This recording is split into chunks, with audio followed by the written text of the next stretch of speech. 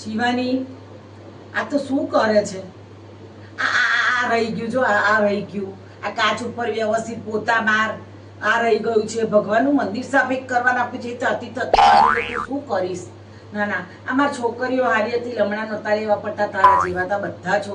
બે છોકરીઓ સરસ કામ કરતી હતી, આમ ચપટીકમાં ઘર સાફ કરી નાખી. કેવું જ ના પડે મારે. આ તને બધું કેવું પડે છે. જો અહીંયા ધૂળ છે.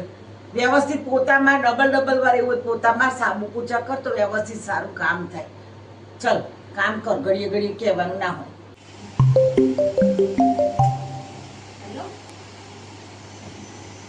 હેલો, હા આંટી બોલો. અરે તને શું કહું બેન, તારી હાસ ક્યાં ગયા તાર સાસુ? એ થોડા કામમાં હતા, બોલો ને. અરે આ તાર નણંદ તો જો બેસી જ રહે છે, કશું કામ કરતી નથી અને આખો દિવસ પજવે છે. મારે બધું કામ કરી લેવું પડે છે, શીખવાડવું પડે છે અને આવડતું નથી. કેવી રીતે હવે શું કરું ખબર નથી પડતી. હવે તાર મમ્મી કહે છે તાર સાસુને કે ભાઈ આ છોકરીને કંઈ શીખવાડ્યું નહીં, અમને જ કહેતા તક બધું આવડે છે. મમ્મી મમ્મી, દીદીને સાસુનો ફોન આવ્યો છે. ફરિયાદ કરે છે, ફરિયાદ. મૂકી કટ કર.